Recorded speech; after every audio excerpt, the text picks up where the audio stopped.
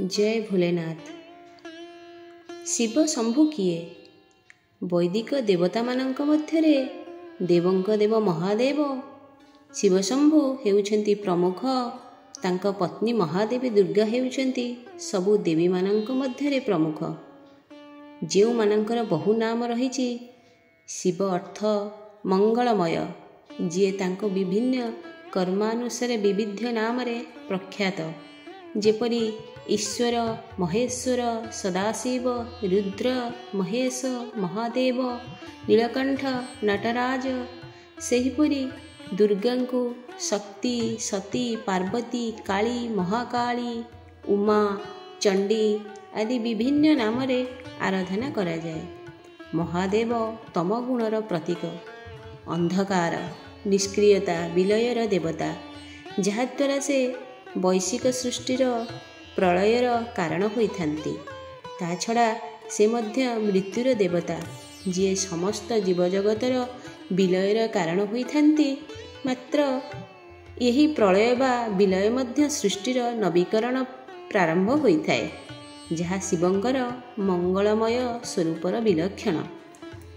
शत्रुता रहित परम शांतिर स्वरूप, जे सर्वदा सबु परिस्थिति रे संतुष्ट, चरम त्याग वैरागर प्रतीक। सबु देवादेवींक मध्यरे महानतम अर्थात देवंक देव महादेव से हेउछन्ति वैश्विक आध्यात्मिक जगतर मालिक। सबु भक्त मानक मध्यरे भक्त श्रेष्ठ परम भक्त, जे किपरि परमेश्वर को भक्ति आराधना करा जाए ताहा दुनिया को शिक्षा देइछन्ति। भगवान विष्णु परे भगवान महादेव को सबुठु शक्तिशाली देवता रूपे ग्रहण करा जाए। से परमेश्वर नुहंती, मात्र तांकठारु कम शक्तिशाली भी नुहंती।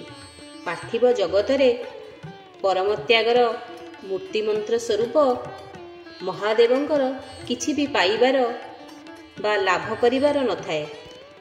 से सदा सर्वदा संसारर समस्तंकर मंगल निमंते अहरह चेष्टित। तांक सहित सर्वदा विध्वंसकारिणी शक्ति माँ काली, माँ दुर्गा अंगांगी भावरे संश्लिष्ट। विध्वंसकारिणी शक्ति संसारर तमगुण, अंधकार, पाप और असुर मानंकर विनाश निमंते अभिप्रेत। माँ काली युद्ध संग्राम बा विनाशर प्रतीक।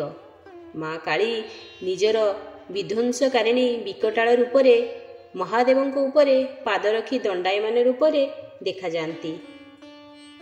महादेव विध्वंसकारी शक्ति को प्रतिहित करी संसार को सुरक्षा देवा निमंते सर्वदा प्रयासरत। महादेव समस्त भौतिक बा पार्थिव शक्तिर नियंत्रक। माँ काली, माँ दुर्गा विनाशक बा विध्वंस शक्तिर प्रतीक।